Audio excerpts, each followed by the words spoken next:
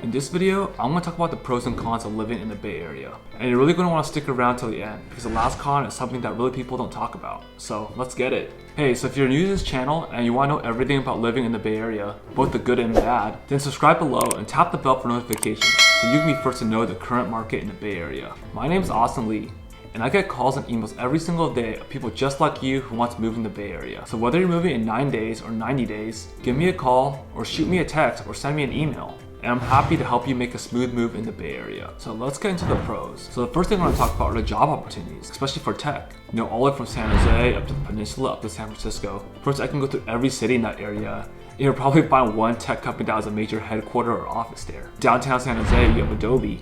In Los Gatos, you have Netflix. In Cupertino, you have Apple. In Mountain View, you have Google. In Menlo Park, you have Meta. In Palo Alto, you have Tesla. In SF, you have X or Uber. So you pretty much get the point. Pretty much every major city, it's kind of crazy that there's one really super famous company, and there's really no other region in the United States that can compare to this. Also, the jobs pay the highest salary of anywhere in the US. You know, based on levels.fyi, the median salary of a tech job here is $234,000. That's $20,000 in the highest competitor, which is New York City. So that's an extra, 10%? But the jobs and high salaries aren't only exclusive to tech. You know, there's really good jobs in healthcare, biotech, finance, accounting, and education. As you know, there's a lot of universities in the area, you know, starting with, Stanford, Berkeley, San Jose State, so education is really emphasized in this area. And so a lot of jobs in the high school, college preparatory. Okay, so number two thing I'm gonna talk about in pro is the diversity in the area. You know, California and the Bay Area is a really rich immigrant history, starting from the gold rush, even from the 1850s. People all over the world came to this area because they were searching for gold.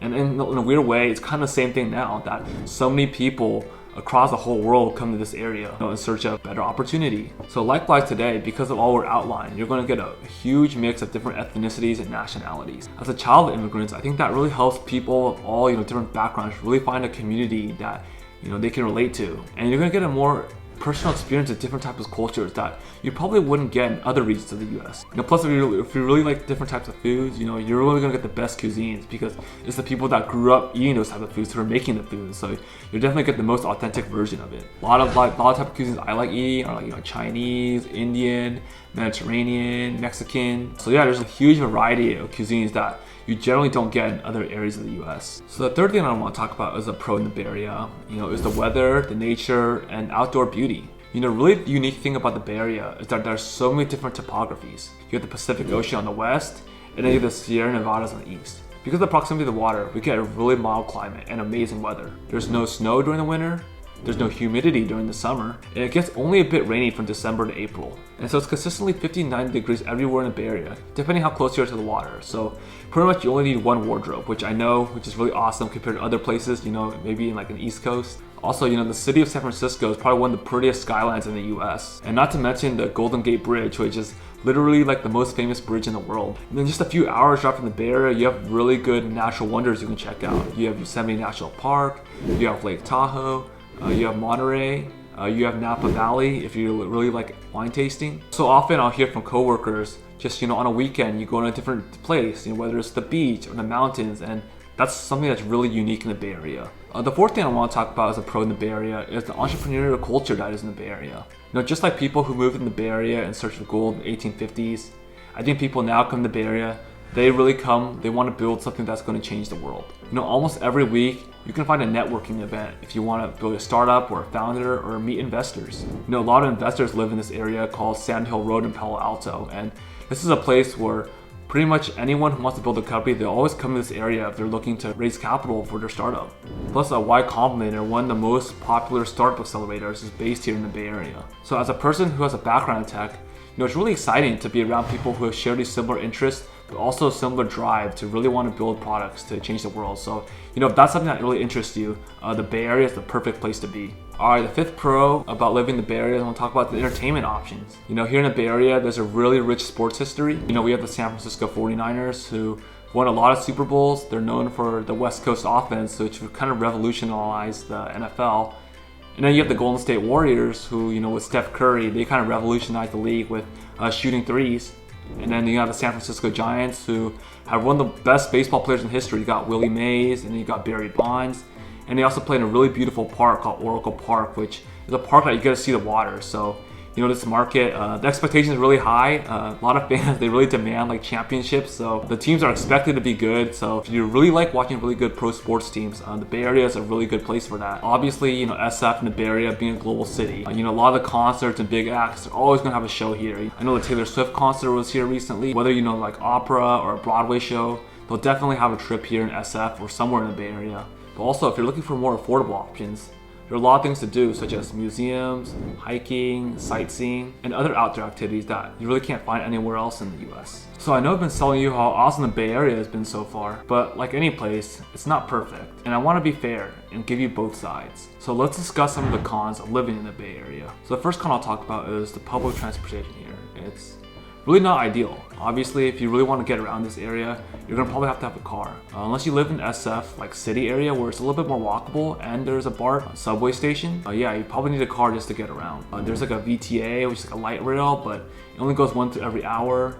There's another train called the Cal train, which again only goes 1 hour and it really goes up the peninsula from San Jose to San Francisco. But yeah, if you really just want to get around, you definitely need a car. The bus system is, I've lived here pretty much my whole life. I have no clue how to use the bus, so it's probably not very reliable. I rarely see it run around. So yeah, definitely get a car. But I would say that's like in most places in the US, right? I mean, really other than Manhattan, New York, I feel like you always need a car in the US. All right, the second con I'll talk about in the Bay Area is that, yeah, it is really, really expensive. I believe of the 30 most expensive zip codes in the United States, 6 of them are in the Bay Area. As a person who lives in the Bay Area, you know, even lunch is expensive.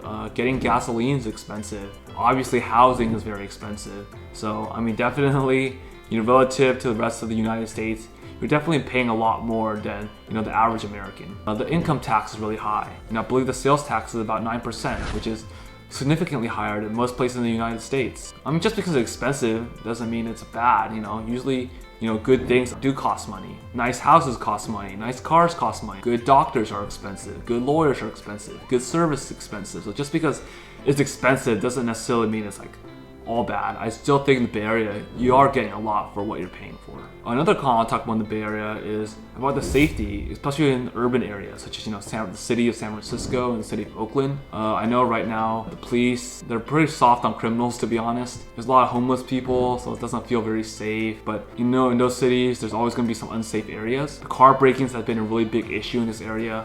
You know, I personally got my car broken into when I went to Oakland, and I filed a police report. And then, you know, I got it on camera, but they said, oh, the car is stolen, so we can't really do anything. It's a non-violent crime. So obviously, if you're going to drive into the city, I would definitely recommend parking in the garage in the future. And the last con I'll talk about growing in the Bay Area is that, you know, it is really competitive and it is a high pressure environment. You know, growing up here, you know, everyone here is super educated. The people moved here so their kids to go to school. So, you know, academics is a really strong emphasis in this area. If you're not really like into academics, you know, it's going to be hard, you know, I'm not going to lie. You know, people move in different neighborhoods of the Bay Area based on the school districts, and it really matters that much in this area. People here really want to go to the top colleges. People here really care about getting that 4.0 GPA, getting that really high SAT score.